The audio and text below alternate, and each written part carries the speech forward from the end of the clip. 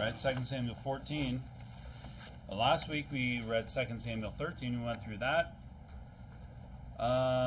Let's see. That was the story of Amnon lusting after his sister, Tamar. And then he basically rapes her because of his wicked friend Jonadab that told him this, plotted up this plan for him to get his sister alone with him, and basically he's been lusting after his own sister, and when he actually satisfied that desire in a bad way, carnal way, wicked way, he kind of hated himself and projected that onto his own sister to the point where he's basically ruined Tamar's life and ultimately his life and caused a lot of damage. Tamar basically the last mention you see of her is Absalom's sister in this chapter we're reading now. We talked about the fact that rapists should be put to death. We talked about the fact that you need to deal with people that cause issues, that when they sin and they do things, they need to be dealt with. You can't just let people slide because they're family or something like that. We'll see that again in this next chapter. Talk about the importance of having good friends that actually care about you and aren't trying to influence you like Jonadab. So then what happens is David does nothing, and so Absalom takes it upon himself to basically conspire to kill Amnon, which we kind of look back and we're kind of like, hey, finally Amnon got what he deserved, but Absalom does it in a wicked way as well. He takes kind of the justice into his own hands, which he should not. It's not his place. So we see David kind of acting a little bit weak here. And we see people kind of mourning for Absalom and Amnon and David, but no one's weeping for Tamar. And it's just a tragic story. She really was an innocent victim there. And then there's going to be more tragedy that happens in this family. And remember, it kind of all ties back to the fact that basically David is cursed with this curse because of what he did with Bathsheba, and I think that's how it's kind of playing out here. But we saw at the end that there's kind of this bitterness between Absalom and David because David didn't deal with his son that raped Absalom's sister, and that kind of trickles over into the next few chapters here. So we're going to get into 2 Samuel 14. And before I do that, I'm going to pray. Heavenly Father, I just pray that you fill me with your Spirit and help me to preach this message. In Jesus' name we pray. Amen. So if you remember, let's just look quickly in 2 Samuel 3. I just want to show you something here. Remember, Absalom went to Geshur. And if you look in 2 Samuel 3, he's actually the grandson of Talmai, the king of Geshur. It says here in 2 Samuel 3:3. And his men that were with him 2 Samuel 3:3. And his second, Chileab of Abigail, the wife of Nabal the Carmelite. And the third, Absalom, the son of Maacah, the daughter of Talmai, king of Geshur. So you see here that he's kind of like a prince in Geshur, and that's where he flees to. They're not Israelites. They're not saved. They don't have the God of the Bible. It's what you would call, I guess, like a heathen city. And so you can imagine that Absalom's kind of fleeing there, and he's probably living it up. He's probably living a pretty good life, even though he is, as this chapter describes, banished from Israel. So let's get into 2 Samuel 14, verse 1 through 3. It says, Now Joab, the son of Zeruiah, perceived that the king's heart was toward Absalom. I think what that means is basically that David did love his son, and he was kind of he missed his son. He wanted to be reconciled to his son. That's what it means here, that his heart was toward Absalom. And Joab sent to Tekoa and fetched thence a wise woman and said unto her, I pray thee, feign thyself to be a mourner, and put on now mourning apparel, and anoint not thyself with oil, but be as a woman that had a long time mourned for the dead, and come to the king and speak on this manner unto him. So Joab put the words in her mouth. So basically Joab wants to help reconcile Absalom and David. Now, I think that he's kind of trying to... I've looked at this a couple different ways. I think that Joab is probably trying to do something that he thinks Dave would be good for David, that David wants. David wants to get reconciled. Maybe Joab has talked to him about it in the past, and David didn't listen to him. David disagreed. So he goes about this weird way where he's going to find this woman. You could see this wise woman She's not wise biblically because she's a deceiver. She's pretty crafty. She's pretty subtle. She's not a very good, she's like an actress, okay? You know, he goes to Hollywood and he gets some actress to come, and feign means to like pretend, to be a mourner, put on this outfit, put on this costume. I'm going to give you words to say. I'm going to tell you what you're supposed to say to the king to help him, convince him to bring Absalom back. So it kind of reminded me of the fact that that like sometimes I kind of see this as maybe David didn't listen to Joab and he thought that somebody else would listen to the same message. Maybe David will listen to the same message if someone else delivered it. And it's kind of like when we preach the gospel to people, right? That's how I kind of think about this, because go to Matthew 13. You know, there's sometimes when someone comes, they said, I've been trying to preach the gospel to my family member for years, and they still haven't received it. And you know, something that we might say is, well, hey man, maybe you should bring them to church, and maybe someone else can try preaching to them. Right? Because we know that sometimes, like, your parents might not be that receptive to you because they raise you, they change your diapers, you know, they've seen you, they've seen everything that you've done, they know your past. Whereas they come here and they think Brother Wynn is like because I'm standing up here, I'm like some uber righteous guy, which I'm not. But you know, they might come here and look at it differently, and they might listen to me and not you, right? Or it could be anyone else in here. They could listen to someone else in here and hear the same exact message, but because it's someone else that they don't know, you know. And I think that maybe that's what it is. It kind of says that in Matthew 13:57. This is what Jesus was saying. It says, and they were offending him, but Jesus said unto him, a prophet is not without honor, save in his own country and in his own house. It's basically saying, hey, a prophet can go around and everybody's going to like him, except his kids are going to talk back to him and give him attitude. And his wife is not going to listen to him. She's going to always tell him what to do. It's kind of like that thing, right? But then, you know, the pastor goes to church and everyone's like, oh, you're the greatest, pastor. Wow, I'll follow you to the end of the earth. And then my kids are my family's right here. I'm not talking about my family. But, you know, then the at home, nobody listens to the pastor and they're disrespectful to him. They talk, you know, it's kind of like that. Jesus went to his own people and they disrespect him and they didn't listen to him. But he would go to the Gentiles and they would receive him gladly. That's what it's talking about. And I kind of see that kind of happening here with Joab.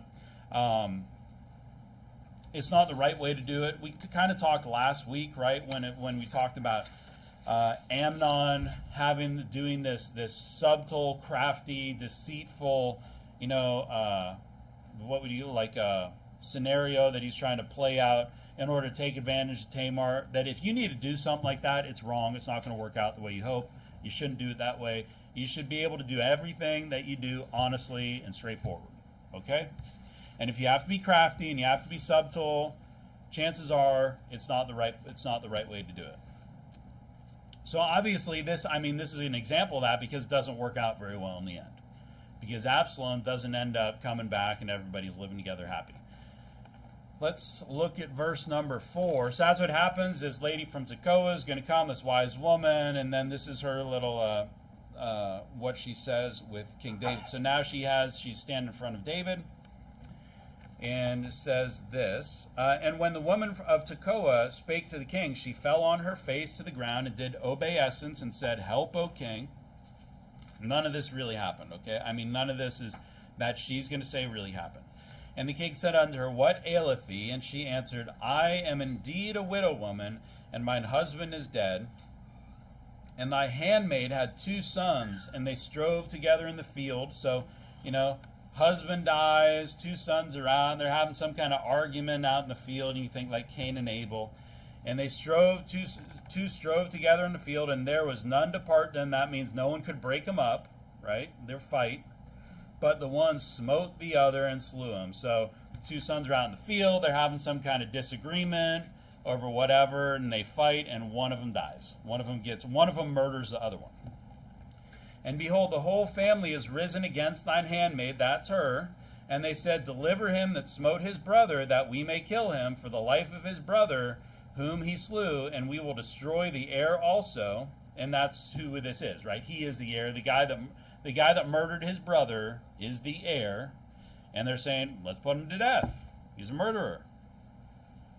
And we destroy the heir also, and so they shall quench my coal which is left, and shall not leave to my husband neither name nor remainder upon the earth. Well, I say, so, oh well, he's a murderer, put him to death. I mean, that's kind of our attitude. I have this in here later, but let me find the verse.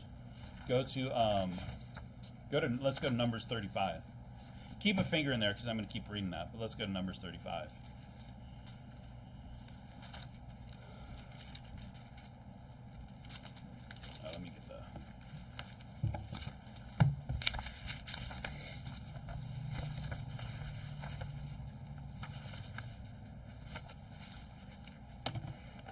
And the king said unto the woman, go to thine house, and I will give charge concerning thee. So he says, all right, okay, so one son murdered the other son, and now your family says, he's a murderer, we got to put him to death. And she doesn't want that to happen, because then the heir of the family will be gone, her husband's name will be gone. Now the reality is, I guess she could just marry somebody else, like if he had a brother or something, continue, and the children would be of the father's name. But it says here, I will give concerning thee. So he says, hey, you know what? Let me think about it, and I'll get back to you. And he's not ready to make a decision there. But let's look at Numbers 35, verse number 11. It's a long passage. I was going to read it later, but we'll read it now, through 31. And it's talking about the cities of refuge, and he gives very specific examples of why you would have a city of refuge. Now, Gesher is not a city of refuge, okay? But we're going to start in Numbers 35, verse 11. And ye shall appoint you cities to be cities of refuge for you, that the slayer may flee thither, which killeth any person at unawares. And they shall be unto you cities for refuge from the avenger. So the avenger in this case would be the family, and the slayer is the son that's still alive. That the manslayer die not until he stand before the congregation in judgment. So basically what happens is if someone dies, and this guy was right there, let's say he's innocent or guilty, he runs to the city of refuge, and then in the city of refuge, then he'll be judged, right? 2 or 3 witnesses will come together, and they'll say, yeah, he was innocent, it was a total accident, and then in that case, maybe stays in the city of refuge. And if not, well, let's just keep reading. You shall give 3 cities, verse number 14, or 13. And of these cities which ye shall give, 6 cities shall ye have for refuge. Ye shall give 3 cities on this side Jordan, and 3 cities shall ye give in the land of Canaan, which shall be cities of refuge. These 6 cities shall be a refuge both for the children of Israel, and for the stranger, and for the sojourner among them, that everyone that killeth any person unawares may flee thither. And if he smite him with an instrument of iron so that he die, he is a murderer. The murderer shall surely be put to death. And if he smite him with throwing a stone wherewith he may die, and he die, he is a murderer. The murderer shall surely be put to death. What's the judgment for the murderer? He's put to death. Or if he smite him with an hand weapon of wood wherewith he may die, and he die, he is a murderer. The murderer shall surely be put to death. The revenger of blood himself shall slay the murderer. When he meeteth him, he shall slay him.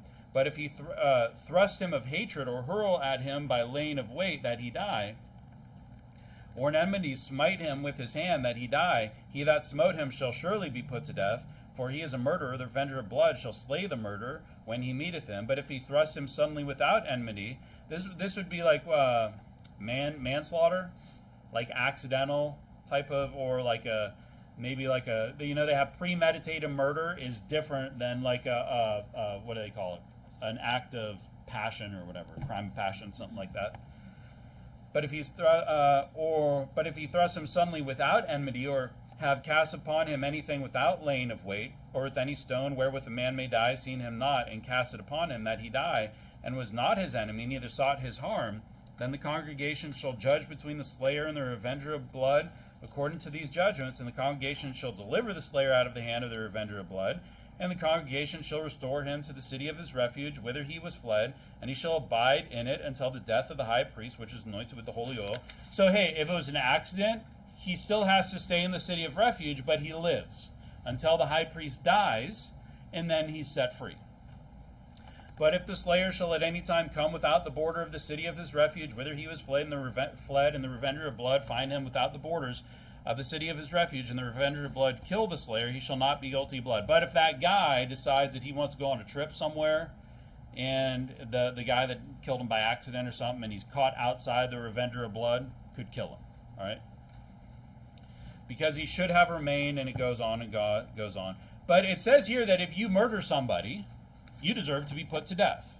So if you look at this story from this lady, the woman from Tekoa, the wise woman, if you look at it from the outside, you say, the guy deserves to die. The family's right? He should be judged. I mean, you said it right there. He killed him. He should be put to death. Or, I mean, even if it was an accident, which it doesn't sound like it was, I mean, he's at least supposed to be in the city of refuge. And David says, hey, come back to me later. He's like, kind of like, let me think about it.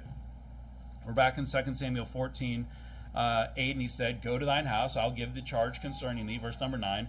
And the woman of Tekoa said unto the king, my lord, O king, the iniquity be on me and on my father's house, and the king and his throne be guiltless. But this isn't the truth. She's like, oh, no, it'll be on me. But the thing is actually, she's going to like convince him to make a decision in the heat of the moment.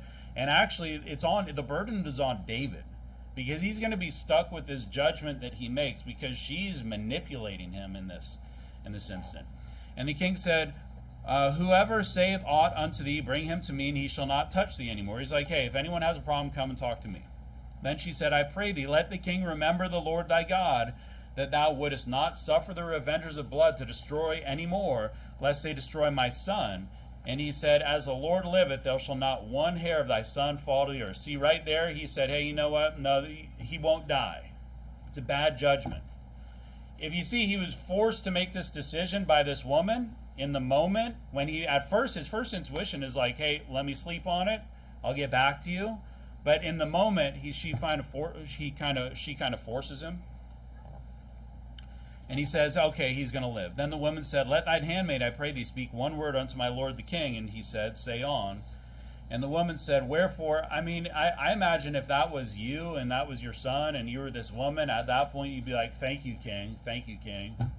Thank you. And you get out of there, right? But this is just the beginning of her manipulation. And the woman said, wherefore then hast thou thought such a thing against the people of God? For the king doth speak this thing as one which is faulty, and that the king doth not fetch home again his banished. You see there, she's like, but hold up. Because you have a son who killed another son, his brother, and you banished him. Right? So you cast his judgment on him. So why do you have these two different judgments, king? So you kind of see how she's trying to manipulate him into making a decision, because ultimately what does Joab want in this chapter? He wants David to bring back Absalom.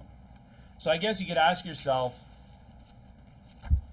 I have this here, does Israel likes Absalom and feels for him? It says up there, when she says this thing, why hast thou sought such thing against the people of God? And we'll see that Absalom is a very influential person. If you look at 2 Samuel 15, we'll kind of jumping around a little bit, but we'll look at 2 Samuel 15:11. He's going to end up having a lot of followers in future chapters. He's going to basically usurp the throne. But let's look at the type of people that gather unto Absalom here. 2 Samuel 15:11, it says, and with Absalom went 200 men out of Jerusalem that were called, and they went in their simplicity, and they knew not anything. These are like brain-dead guys. They don't even know why they're following Absalom. They're like, where are we going? All right, whatever, we're following you. These are the type of people that follow him. There's lots. It's like like politics. People follow politicians, and they don't even know what's going on in the world. I don't follow politicians. I'm not going to yoke up with a politician because I know how they work, and deep down inside, they're kind of all the same. You might have some one guy somewhere that's decent, but you know what I mean? These people are just following him. They end up following Absalom just because he's good looking. He's a pretty guy. I don't think they understand what they did. I mean, is it really a crime against the people of God to banish Absalom? I think the crime against the people of God is not to put Absalom to death. But you see here, David kind of has judges differently based on who the person is. You guys can go to, well, we already saw John 7:24 in the AM service. You can go to Deuteronomy 25. And he kind of makes this type of oath that nothing's going to happen to your son. And he has this different judgment for this stranger son, who he really, really, it doesn't matter. There's no implications in his life or anybody else's life. You can imagine just some woman out there and it's like, okay, well, hey, because you came to me, I'll do this for you. You know what? He can live. No one's going to kill him. But, there were implications for that judgment. And that's why we need to have the same judgment for all people. Let's say I cast judgment on you because of something he did. Let's say it's some transgression, right? And I let you go. I'm like, hey, you slide because I like you. And then somebody else comes up here, and maybe they're kind of rubbing me the wrong way, and they come up here, and I do have a different judgment for them. That's not right. It should be the same judgment for the same people, regardless of what it is, right? But that's not what he does. But he's going to be held to it because now it's done kind of publicly. There's this thing in law called precedent. Basically, it's like when they're doing, it goes to the Supreme Court. The Supreme Court will establish precedent, which means that they'll look back at some case law from 20 years ago, and they'll see how this judge, judged 20 years ago, and based on that, they'll determine what's going to happen here. If you ever, I've watched some videos from this guy like Audit the Audit, and they go through a bunch of different like case law for different situations, saying, hey, based on what happened here, things have already gone through the Supreme Court. This is usually in the U.S., and they already made these decisions. So based on those prior decisions, this guy's guilty, this guy's okay, the cops are in the wrong, they're in the right, whatever it is. And that's kind of what's happening here. Is he's setting this precedent, bad precedent, that because I'm going to set this guy free, now I've kind of required myself to set my own son free. Because potentially if Absalom came back to Israel and he wasn't in some heathen land, maybe he would be put to death. We don't know that. He fled. He fled immediately after. There could be no judgment on him. And that's why we need to judge righteous judgment. In this case, David is really disregarding justice and the law. And that's why we can't be caught up in the moment. And David should have said, hey, lady, don't pressure me to make a decision when I'm not ready to make a decision. Why don't you hold tight, and I'll get back to you when I get back to you. He could have been a king, right? But she's very wise. She's very manipulative. John 7:24 says, judge not according to the appearance, but judge righteous judgment. And Deuteronomy 25:1 says, if there be a controversy between men, and they come unto judgment, that the judges may judge them, then they shall justify the righteous and condemn the wicked. In this case, David should have said, hey, lady, you seem like a nice lady, but your son's a murderer. So the family's right. He should be put to death. That would have been the right thing. See, when we start making exceptions here, I understand that we're supposed to have little exceptions, here and there in our life, where I'm not going to punish my son for every little transgression. Like, we should have mercy. God has mercy on us. We should have mercy on people in our lives. But when it comes to something like murder, you deserve the punishment. Okay? If you're a murderer, you should be put to death. If you tell a lie, if you steal a candy bar, we're not going to cut your hand off. Okay? But for the most part, you should be willing to judge family and friends the same as you would strangers. We should not judge people differently just because we're closer to them. If you have a friend or someone in your family that you love and they do something, and if some stranger did that and you would condemn them to hell, you should kind of have the same attitude towards your friend or your family, where you're just like, hey, you're a pedophile. I don't care who you are. If you're my brother or you're my uncle, burn in hell, you rat. Leave me and my family alone. Let's keep going. Verse number 14. For we must needs die and are as water spilt on. This is kind of like a poetic verse here. Water spilt on the ground, which cannot be gathered up again. So she kind of pressures him to hey, what about your son? What about you did? That's what this is all about. She's telling this fake story to try to get him to reflect on himself, to make him think he's being unreasonable. We must needs die, and as water spilt on the ground, which cannot be gathered up again. neither doth God respect any person. So it's like, hey, we're all going to die someday. Everybody's going to die, Yet doth he devise means that his banished be not expelled from him. But it's like, but hey, while he's still alive, you can always have your son come back. It's kind of that thing. The dead can't come back, but the banished can be reconciled. It's kind of like forget about Absalom and forget about this stuff. You should let Absalom come back. Or forget about Amnon, let Absalom come back. I don't think the woman, just because it's in the Bible doesn't mean it's like Bible, it's like the Word of God. This is the words of this woman, okay, speaking craftily to David.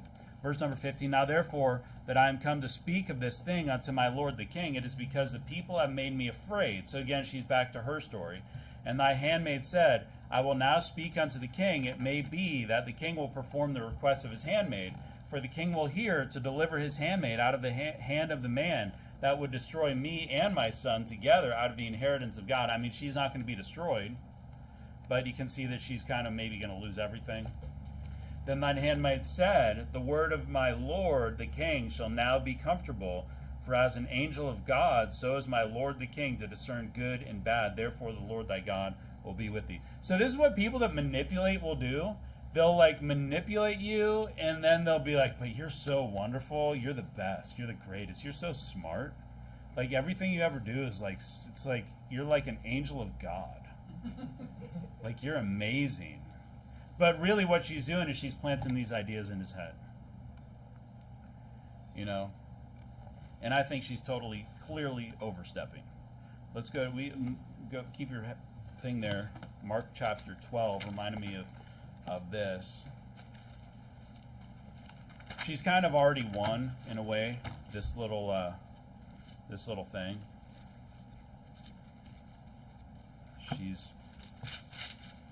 She's accomplished what she set out to accomplish, because he's already kind of made the oath that he would let the son live. Nothing's going to touch the son. So what's the implication there? If Absalom comes back, that he's going to live, right? And he's kind of, even though he probably would have thought about it and done something differently, because this happened, he's kind of maybe he's not sure about himself. But she's covering her tracks with flattery, trying to make him think that her manipulation is his idea. It's kind of like gaslighting in a way, right? Trying to make it's like, oh no, this was your idea. You're such a wise person. But really, she manipulating him into judging his son in this way. Mark 12:12. And they sought to lay hold on him, but feared the people, for they knew that he had spoken the parable against him, and they left him and went their way. And they send unto him certain of the Pharisees and the Herodians to catch him in his words. And when they were come, they say unto him, Master, we know that thou art true, and carest for no man, for thou regardest not the person of men, but teachest. And it says here that they're trying to catch him in his words. This is Jesus Christ. You're not going to catch Jesus Christ in his words.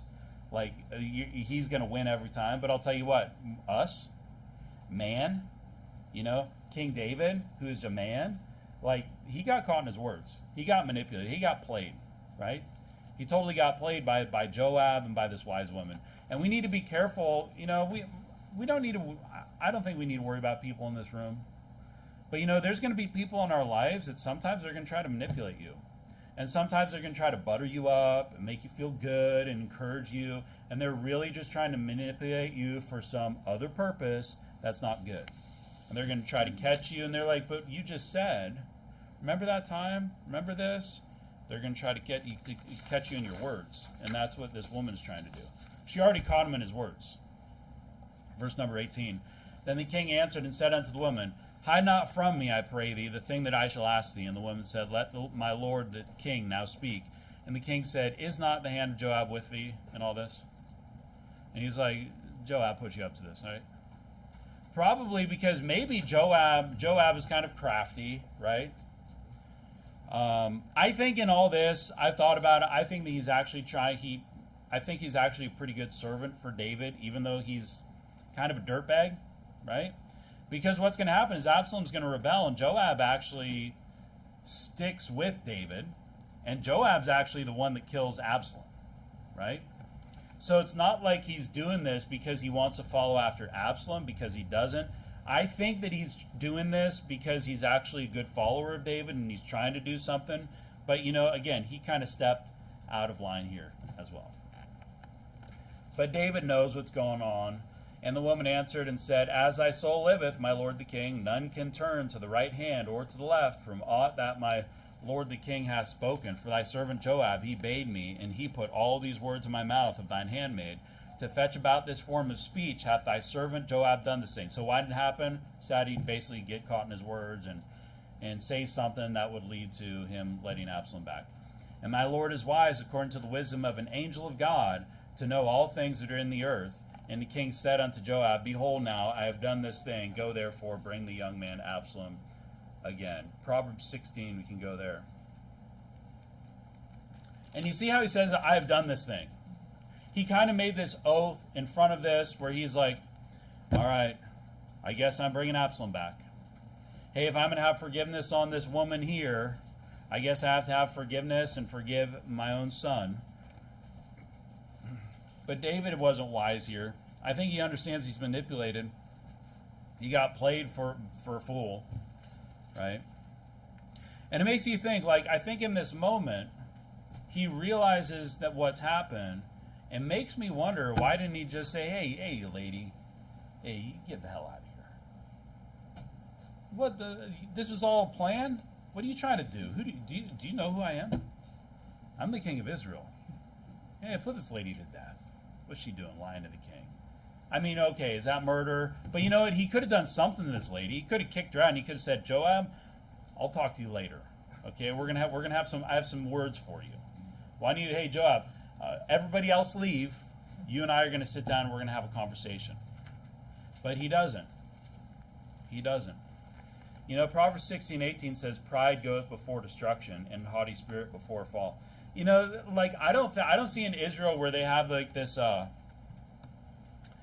where they operate like the Medes and the Persians, where they set something in law and they're like, it shall not be undone. It's like in stone, right? They can't undo it. When King Darius basically writes this law, and then Daniel has to go into the lion's den, he's searching the scriptures all the time, trying to figure out a way around it, but he can't because he can't undo the law. But David could have said, hey, you know what? Nuts to this. It was all a lie. No, Absalom can stay away. And if he comes back here, we're going to put him to death. He could have said that. But why doesn't he? Maybe it's pride. Maybe he felt guilty, but you know what? Guilt is not a reason not to punish someone who deserves punishment. You get these people, these people that have kids, and they're like, oh, I failed my child. They're now a murderer. But, it's all my fault. They just never were loved. And so, we should just love them. It's like, no, they're terrible. It's like they're like, oh, but I made so many mistakes. Oh, they've been through so much. They had no father growing up. So that's why they're an axe murderer. It's like, I don't care. Hey, that's really tragic. That's really tragic that they didn't have fun. Why don't we make sure that everybody that we raise our kids, our sons, to never leave their family and take fatherhood seriously, and raise our daughters to make sure that they, our kids don't fornicate, have kids out of wedlock, and that if you're going to be with somebody, you're going to do it for life, and put this stupid axe murderer to death. The background is no excuse. We all made mistakes in the past. We all had our traumas and things like that, but nobody in here is running around murdering people, But you know what I mean? We can't just justify and let people get away with things just because, I wasn't there for him. David wasn't there for him, when he was growing up, because he's always running around, fighting all these battles. So, I guess it's my fault. Well, hey, you didn't raise a murderer. Well, maybe he did, but, he's a murderer now. And maybe he's like, well, I didn't get killed because I was a murderer. That was up to God. God literally spoke to David. But I think pride gets the better of him. And here's the thing. When you screw up, just make it right.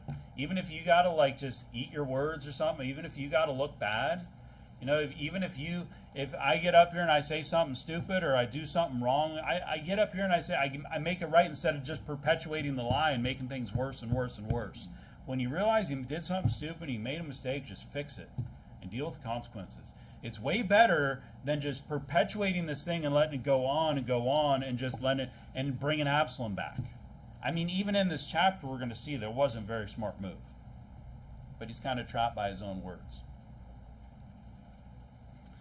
2 Samuel 14:22, and Joab fell to the ground on his face and bowed himself and thanked the king. And Joab said, Today thy servant knoweth that I have found grace in thy sight, O Lord, O king, and that the king hath fulfilled the request of his servant. So Joab arose and went to Geshur and brought Absalom to Jerusalem. So obviously I think this is a mistake. I don't think Absalom should be brought back, and I think they should say, hey, Absalom, you come back, you're going to be put to death, because that's what you deserve. You know, the revenger of blood, which is like, you know, your family, they're going to put you to death, because we're better off that way.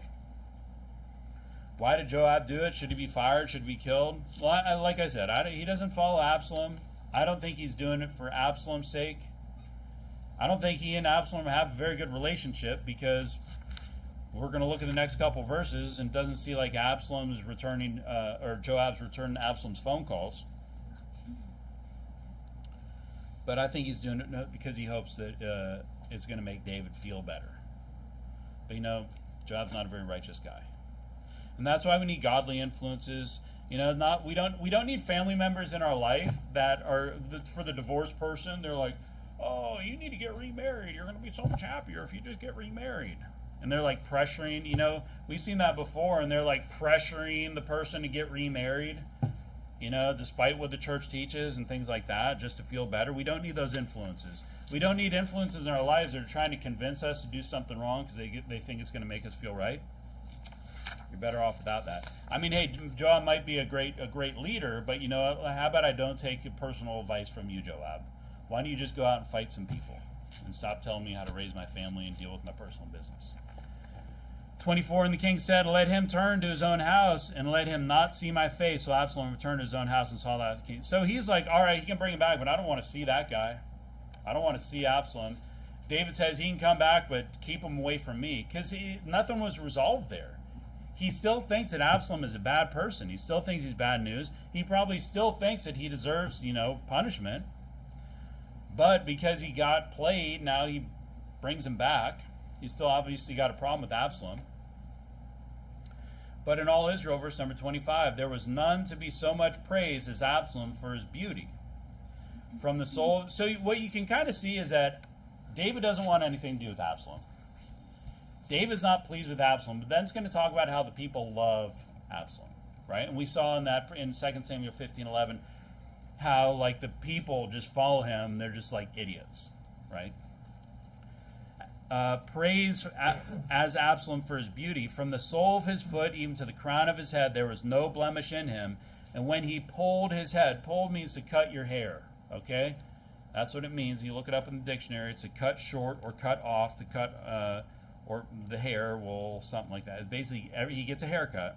And when he cut his hair, pulled his head, for it was at every year's end that he pulled it, so he cuts his hair once a year. What guy in here cuts his hair once a year? Nobody. You're doing it much more often than that. Because the hair was heavy on him, therefore he pulled it. He weighed the hair of his head at 200 shekels after the king's weight. So this guy is a prince in like 2 nations, right? He's beautiful. Everybody loves to look at him. Nobody really, people following him don't follow him because of who he is or because he's a great leader. They follow him because he's beautiful. Sometimes they don't even know why they're following him. You know, this is a vain man. Go to 1 Corinthians 11. Proverbs 12:11 says, He that tilleth his land shall be satisfied with bread, but he that followeth vain persons is void of understanding. That's exactly what Absalom is. He's a vain man. I mean, who weighs their hair? Have you ever heard of anybody weighing their hair? He's using his physical thing to impress people. He's grown his hair so long that when he cuts one haircut a year, he weighs it. And I don't know what this is, but it's like pounds of hair. I don't know how much the hair on my head weighs, but it's for sure it's grams, okay? It is grams. You know, if you weighed this, it'd be a lot more. But I'll tell you what, at the end of the year, I'd have like an ounce of hair. Like, really, what would it be? This guy's got like pounds of hair. This guy must have thick locks, like long locks. Who does that? And why would you do that? Because you're vain. Because you want people to be impressed with like what God gave you, just some natural beauty or something like that. Hey, you're lucky if you're beautiful, but you know what? You're not special because God just made you that way. You're just lucky to be. You're just lucky that you look good on this earth. But you know what? Obviously, he's rotten on the core. He's like an apple that looks good on the outside, and then you cut through the middle, and the inside is just black. That's exactly what Absalom is. And 1 Corinthians 11:14 says, "Doth not even nature itself teach you that if a man have long hair, it's a shame unto him?" This guy's an effeminate guy. He's shameful. You know, he's like these guys that walk around with this long hair. Just drives me crazy. It's so stupid. I look at him thinking, like, what are you doing? Why do you have a ponytail? Right. Like, it's so effeminate. Why would a man want long hair? To show off. That's exactly what he wants.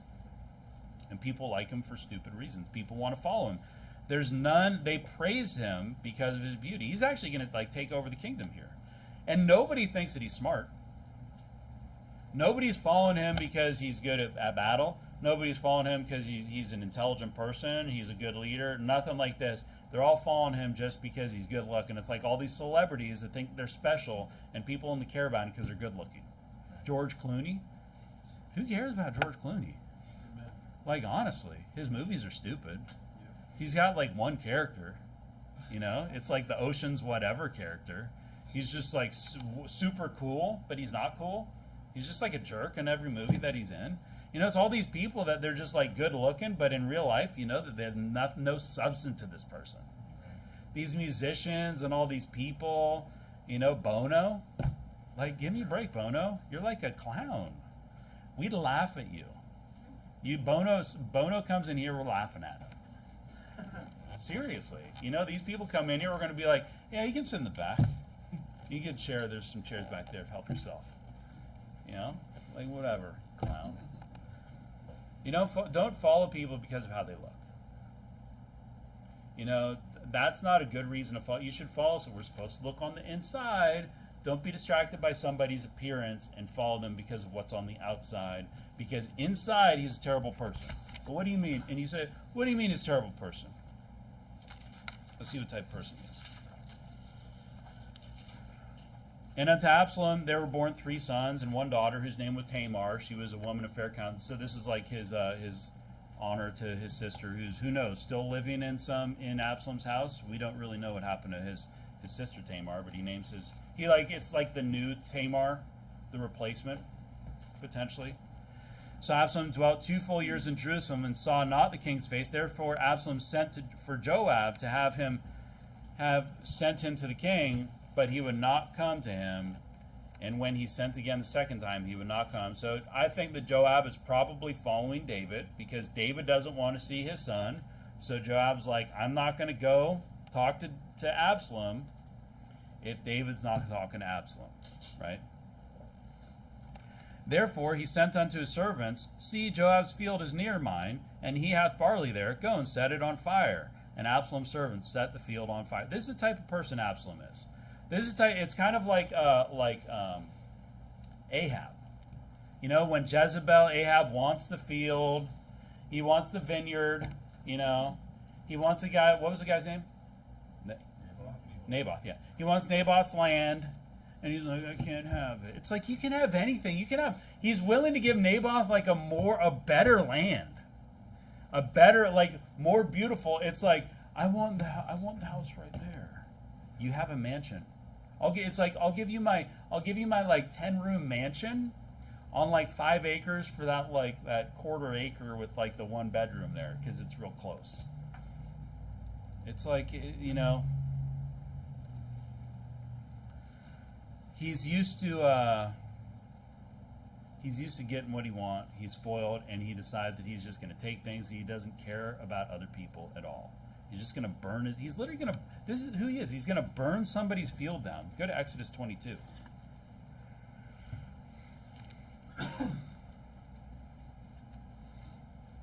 So we know that Absalom's a murderer, right? That's already been established. whether he actually killed Amnon or not, he was responsible for the murder. At least I think his servants did it. Exodus 22:6 says, if a fire break out and catch in thorns, so that the stacks of corn or the standing corn or the field be consumed therewith, he that kindled the fire shall surely make restitution. So according to this, if he burns down his field, it's a transgression. He's guilty, right? He did something wicked, and it's like specifically in there that he should pay back Joab. You know, I'd say that Absalom was pretty fitting of like a psychopath, right? He doesn't care about anybody else. He only cares about himself, totally vain, totally concerned with what's on the outside. There's nothing on the inside. He doesn't care for anybody's safety. He doesn't even care about the environment, of all things. And I think this just shows that, you know, it was wrong to bring Absalom back to Jerusalem. It was wrong. That was a mistake. And Absalom should have to repay Joab. So, first off, he's a murderer, and second, he burned down his land. Verse number 31. So Joab arose and came to Absalom unto his house and said unto him, wherefore have thy servants... He's like, what the hell are you doing, man? Like, can you imagine? He's like, I went to bat for you. I even called this lady in, and, you know, I did my part, and it's because of what I did. I mean, I thought it would be good. You come back, and then you burn my field down? And Absalom answered Joab, behold, I sent unto thee, saying, come hither, that I may send thee to the king, to say, wherefore am I come from Geshur? And it had been good for me to have been there still. Now therefore, let me see the king's face, and if there be any iniquity, let him kill me. I mean, is there iniquity in him? There is iniquity in him. But he's talking like he's blameless. I mean, he literally just burned down Joab's field.